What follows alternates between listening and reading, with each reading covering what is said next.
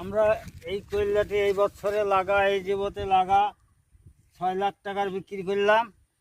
তারপরে কিছুদিন পর দেখছি যে গাছে আবার সার বগরা সার টার দিয়ে আবার করলে উৎপন্ন করে আবার দেখছি যে করলে আবার আসতে শুরু করলো। আসার পর আমরা এদের এই সাইজের করলে এই সাইজের করলে এই সাইজের করলে তুলে আমরা